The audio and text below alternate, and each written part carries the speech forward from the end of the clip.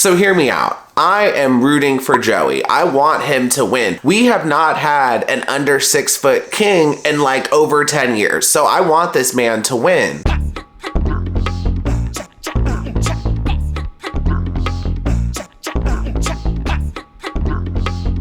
Hello everyone, welcome back. 2024, new year, new me, and it feels so good to be back in front of this camera. Welcome back to all of you and welcome to all the newbies, The Bachelor, night 1. Let's talk about it. As always, if you're enjoying my videos, please go ahead and pound that like button, pound that subscribe button, and ring that notification bell. I'm a growing YouTuber and the likes and subscribes really help me out. Okay, so just one real quick thing before we dive into the episode. So I decided to go back to school and currently I'm taking an accounting class. I had my first day of class yesterday and this is to get an accounting certificate. I'm just taking the first class to see how it goes and to see if I like it. I'm not completely sure if I'm gonna stick with it, and I'm telling you all this because this is your sign. If you are looking for the sign, here it is right now. If you're thinking about starting a new workout plan, going back to school, learning an instrument, taking a trip, or just in general trying something new, this is your sign. Go ahead and try it. It's 2024. Just give it a shot. And if it doesn't work out, at least you gave it a shot. And I'm just saying that because I had been loafing on trying to progress my career or do something different for my job for a while. And now I'm finally actually taking steps and actions to do it. And I kind of wish I didn't wait as long. Like I should have gotten on this sooner. So if you're in the same position as me where you're just like doing a lot of thinking but not a lot of action, this is your sign. Do it. Next, and just one real quick piece of Bachelor news before we dive into the episode. So Rachel and Brian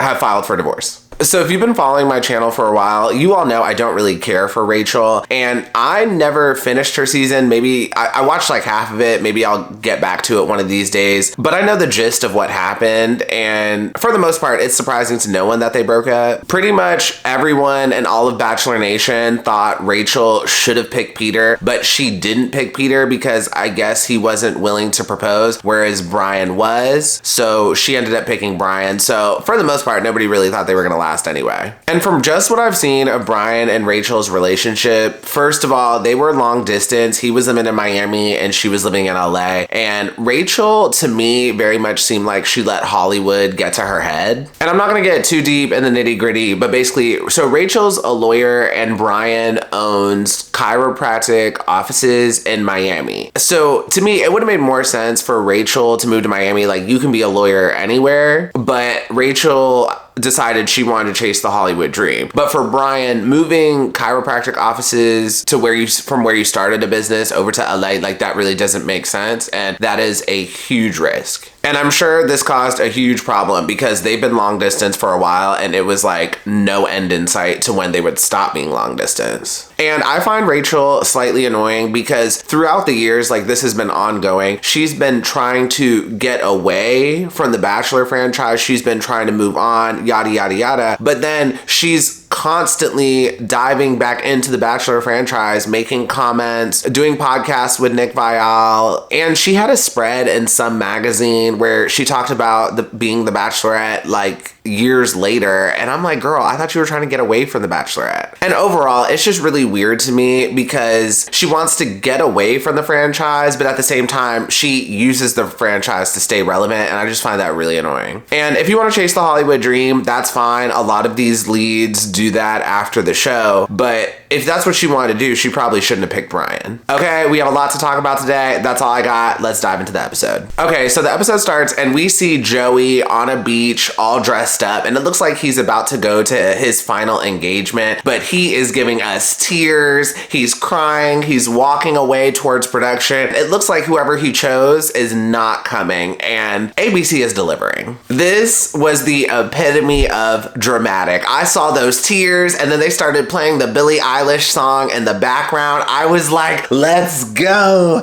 Let's go. This is what I've been waiting for. So hear me out. I am rooting for Joey. I want him to win. We have not had an under 6 foot king in like over 10 years. So I want this man to win. But at the same time, he's a Gemini. So he's probably going to be the cause of his own downfall. And quick sidebar for my astrology girlies. During the episode, Joey said he was a Taurus Gemini cusp. But according to my internet, you're only a cusp if it's within 2 or 3 days. Joey's birthday is May 24th. So to me, that would make him a true Gemini, not a cusp. But what do I know? Anyways, back to the opening. It looks like Joey ends up alone at the end of this, but also y'all gotta keep in mind, production could be fooling us with these previews, and anything can happen during after the final rose. Like whoever he chooses may actually come back, or maybe one of the second or third place women will actually give him another chance or something like that. Them showing this as a preview really doesn't mean anything, except the fact that we're probably gonna get a lot of drama this season, which I'm excited for. Next, if you made it this far in the video, please go ahead and pound that like button for the YouTube algorithm. Next, let me know below in the comments, do you find Joey sexy? Like, Joey is very cute to me, but I don't find him very sexy. Like, he's just a little too boy next door to me, but I totally understand the appeal. Like, a lot of girls are into that. But let me know what y'all think in the comments. Now let's move on to the first impressions. So I'm not gonna talk about all the first impressions. I'm just gonna talk about the ones that I found interesting. Also, I'm pretty sure I'm gonna mix, if they had a first impression plus they had a one-on-one, I'm pretty sure I'm gonna mix them together and we're just gonna see how this goes. Okay, so first up, let's talk about Lexi. I don't remember exactly what she did, but her and Joey definitely had a slight connection, and she was the one, she had an intro package and she talked about the possibility of not being able to have kids due to medical reasons. And like, don't get me wrong, I get it. If you want to have kids, but medically you cannot, that really sucks. But also at the same time, like, girl, chill. Can you actually make sure you like Joey before talking about whether you want to have a baby with him? And honestly, I just think that was just a poor production choice. Like, yes, I get it. ABC wants to give these sob stories, but also at the same time, like, time and place. And like, this is slightly a grim reality, but having kids now is just so expensive and such a responsibility that I feel like more and more guys are down to just not have kids at all. So yes, the possibility of not being able to have kids is a valid concern, but also I think you're more worried about guys discounting you than you need to be. So then later on in the episode, Lexi and Joey get a one-on-one, and I think Joey's type is he tends to like the more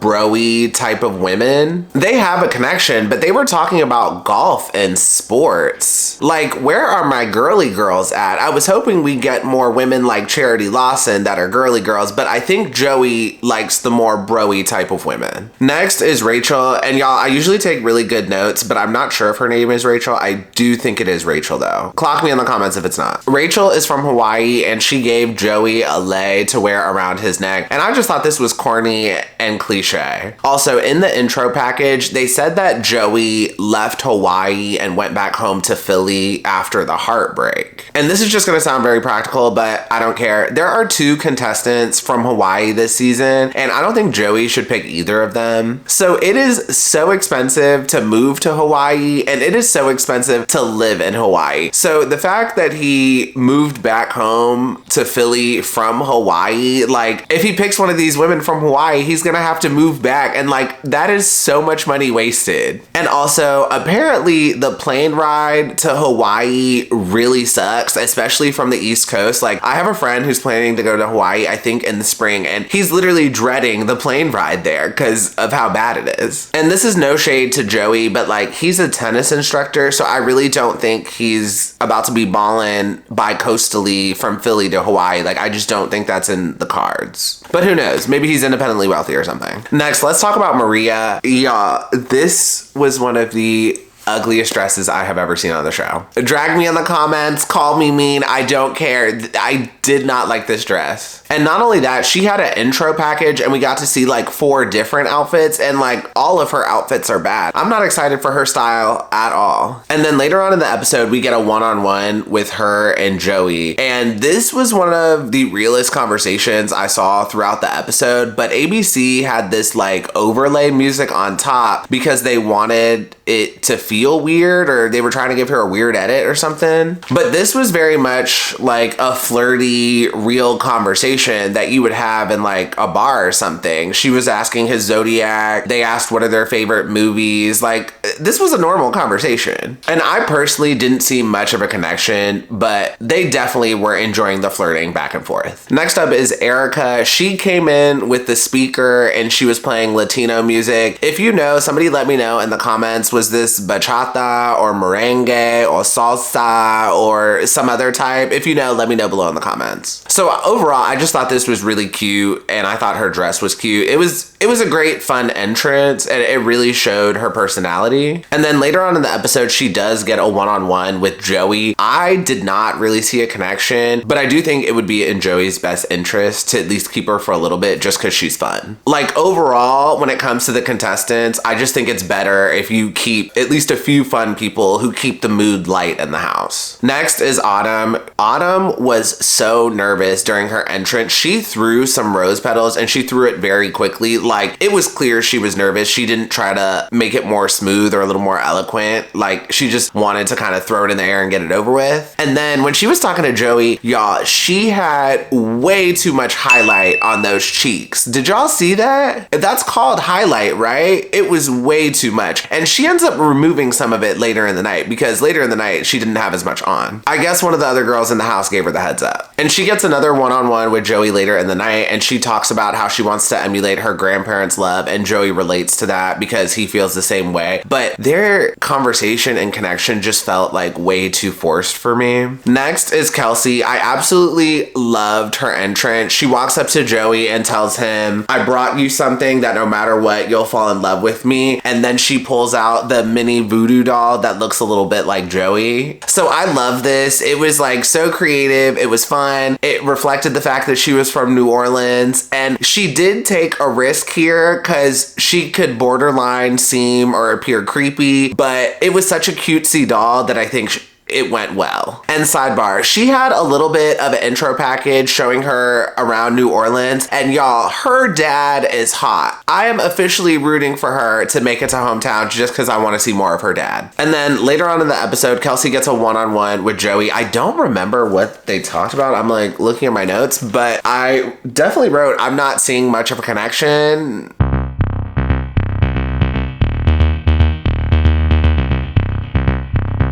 Yep, it's that time, outfit of the episode. So for this week's outfit of the episode, this was really tough for me. I didn't really like any of the dresses. Let's hope these women bring better daytime looks, because these evening looks this episode were not hitting. But I will say, I thought Chandler's dress was really cute. It was a very pretty shade of red. I liked the fit. There was a little bit of neck there. And like, I thought this dress was cute, but I don't know if it was right for night one of The Bachelor. Like, I don't know if that's the right location for this dress, but I did think it was a cute dress. And also, let me give a shout out to Medina's dress. I really liked her dress. It was very sexy, but honestly, I thought it was like a little too sexy for night one of The Bachelor. Like, I liked the dress, but again, I don't think this was right for night one at The Bachelor. Next, let's talk about Star. So Star and Joey opened this like goldish box and something came out. This was very quick. I swore I saw a slight connection between them two, but also this was very quick. So we'll just have to wait and see what happens on further episodes. Next is Talia. Talia gave Joey a save the date for their future wedding, and I thought this was so corny. Next, let's talk about the trashy ones. There were 3 impressions that I just thought were really trashy. First is Zoe. She brings out a tray of bananas that were cut into different sizes, and she asks Joey which one resonates the most with him. And this was just so trashy. Like, girl, what are you doing? Next was Kayla. So Kayla stayed inside the limo, and then she was making grunting noises as if she was imitating sex. But then when she got out of the limo, she was saying those were her tennis grunts. Again, this was really trashy. I wasn't feeling it, but the joke Joey made after was pretty funny. And lastly, we had Lauren. So for Lauren's intro, she brought out 2 beers and they used a key to key the beers so they could chug them. Again, this was just really trashy, and also you risk messing up an outfit. Like, I just poor choice. And while we're on Lauren, let's also talk about her sister, Allison, but I think she goes by Allie. So Allie and Allison are both sisters from Philly, and they're both searching for love with Joey. And yes, this is very weird, but as we all know, certain gimmicks will get you to night 2 and night 3 on The Bachelor. And then during the episode, Lauren and Allison tried to hide the fact that they were sisters from everyone else, but later on they ended up telling everyone, but they look a lot alike. So I'm pretty sure one of the women would have clocked it eventually. Also, when they announced to everyone that they were sisters, they tried to make this like a huge deal, but for the most part, nobody really cared. Also, a lot of the other contestants agreed that it was weird, and I think it was Lauren also admitted that she had dated some of the same guys as her sister before, and that was so cringy to me. Like, there are tons of men out here. You don't need to date the same ones as your sister. Next is Caitlin. She's the radio chemist, and she did the science experiment for Joey. So I didn't really like her dress, but it was a very pretty shade of pink. And for her intro, she did a small science experiment with Joey, and then at the end, she's like, looks like we have chemistry, and I just thought that was really cute. Next is Jen. She did the Mario Kart entrance. I thought this was cute and it was fun, and then later on in the episode, it was a perfect date for a one-on-one. So again, Joey seems to like the more bro-y type of women, and not a lot of the women had like activity type of dates. So Jen very much stood out with this. And you could tell Joey was really having fun with this, and this was definitely like a huge breath of fresh air for him. Next is Jess. She came out on a boat, and clearly there's no water for her to come out on a boat, so a truck drove the boat out. I thought this was very creative, and also it looked expensive, so I think that was a good choice. And the last first impression I want to talk about is Medina's. So Medina was coming out of the limo, and then she dropped a ton of tennis balls out of the limo. I thought that was very creative. Like, Joey likes tennis, but to me, that's a very creative way to do it. And Medina was the one I was talking about earlier during outfit of the episode. I think her dress is cute, but it's just like a little too sexy for night 1 of The Bachelor. What do y'all think of her dress? Let me know below in the comments. Okay, so now let's talk about a few more of the one-on-ones. The first one-on-one I want to mention is Daisy and Joey. So Daisy is from Minnesota, and she grew up on the Christmas tree farm, and she also started to lose her hearing, so now she wears a cochlear implant. Okay, so drag me in the comments, I don't care, but I thought this was a little extra to me. So I get it, we all have like our personal struggles, and we all are self-conscious about things, but when it comes to this implant, like, you can cover it with your hair, and you do cover it with your hair, so I don't even think Joey noticed. Next, so I understand being self-conscious about a speech impediment, and like a lot of deaf people, because they couldn't hear growing up, they can often have speech impediments, like how Abigail from Matt James's season had, but she was able to hear most of her life. She just now started losing her hearing,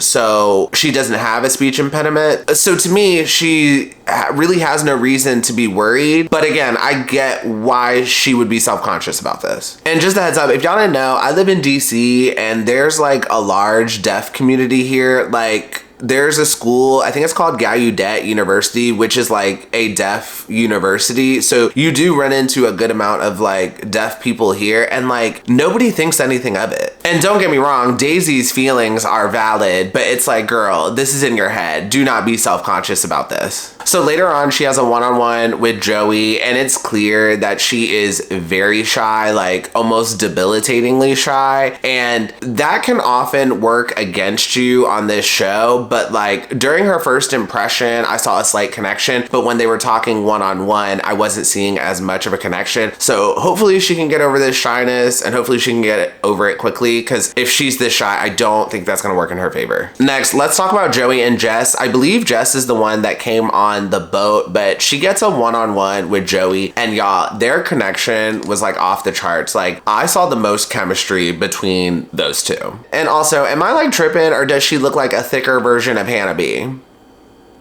Let me know in the comments. And the most wild part about Jess's one-on-one is that during the one-on-one, she gets a kiss from Joey, and then immediately after, she blabs about it to the other women in the house. And this rubs Taylor the wrong way. Taylor was the woman who brought the oversized bra, and Taylor is also very messy, but this is creating like just the right amount of drama. Like they're not too focused on it, but it's also a little interesting. And then later on, Taylor is having a one-on-one with Joey, and then Jess pulls Joey for another one-on-one. Taylor gets mad because she already had a one-on-one and kiss, and now she's trying to get more time. You know, the usual. So Taylor later on pulls Jess for a one-on-one, and she's basically like, girl, you need to chill or you're about to have a target on your back in the house. Like just the perfect setup for drama later on in the season. And for me, this Taylor and Jess drama is more interesting than usual because lately the villains we've had don't have a connection with the lead, but to me, Jess has a very clear connection with the lead, so I'm excited to see where this goes. Next, really quick word on Samantha. So Samantha has a one-on-one with Joey, and in her caption, it says like pro football cheerleader, and she even mentioned she's like a professional dancer or something in Miami. So I don't understand why they don't just say she's a Dolphins cheerleader, or like if somebody's a Knicks cheerleader, why don't they just say that? Like, why do they have to say professional dancer or NFL cheerleader? Like, why don't they actually say the teams? Like, I don't know. I think that would be more interesting, but maybe do you think it's a copyright thing or something? I don't know. And lastly, let's talk about Leia. So on like a previous season or something, Leia was chosen from the audience and she got to be on this season of The Bachelor. And with that, she also received a card from production that she could not open until now. And this was the most extra thing I've seen in my life. This girl was stressing out over the card so much. Like she was so stressed out over the card that she didn't even really bother making a first impression.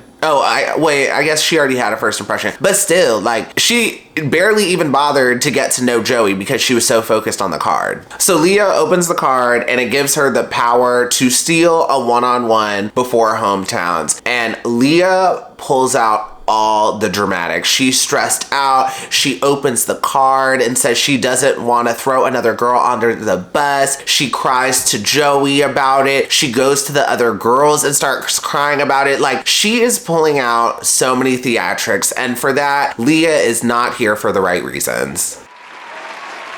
I just feel like you're not here for the right reasons.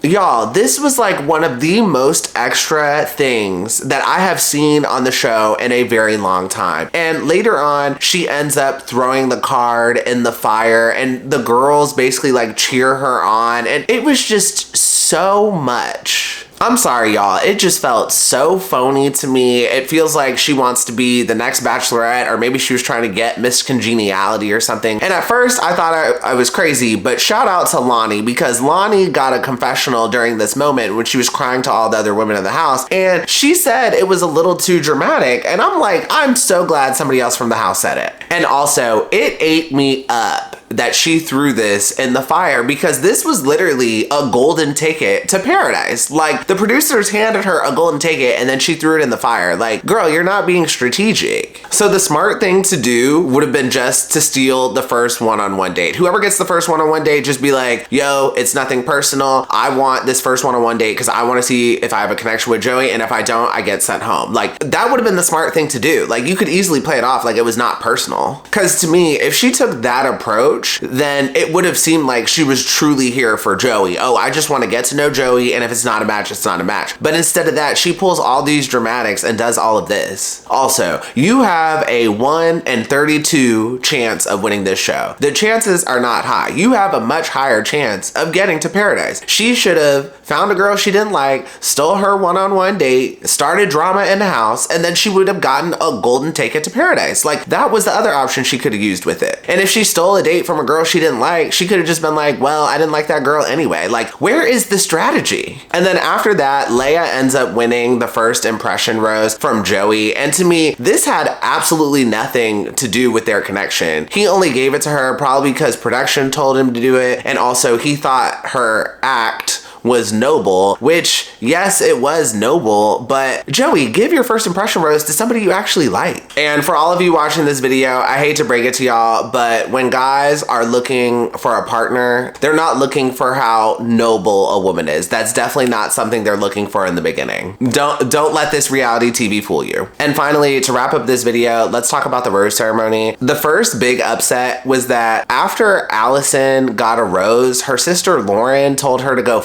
herself. So yes, it was very funny, but also at the same time, do not ruin your relationship with your sister over some reality TV. It ain't worth it. The next upset is Evelyn. So Evelyn made it to week 2, but she only made it because she pulled out all of the dramatics right before the rose ceremony. So I've seen this on multiple seasons, and honestly, it could go either way, but Evelyn did not have an opportunity to talk to Joey. So now that she hasn't had an opportunity, she is pulling out all the dramatics. She's crying. She didn't get a chance with Joey. She didn't get any time, yada, yada, yada. But this worked in her favor because she still ended up getting a rose. And to me, it very much felt like a producer just gassed her to do all of that on camera. They were like, if you do the most, we'll give you a rose. And lastly, sorry, I forgot to mention this earlier with Lauren, but she did end up getting a rose after her sister. And like, I wish she had just gotten sent home. So that was definitely an upset for me. Like, I've seen enough of Lauren. She can go. And that is the end of the episode and the end of this review. What did y'all think of this episode? Let me know below in the comments. And as always, if you enjoyed this video, please go ahead and pound that like button, pound that subscribe button, and ring that notification bell. And I will see you all next time. Have a good one. Bye.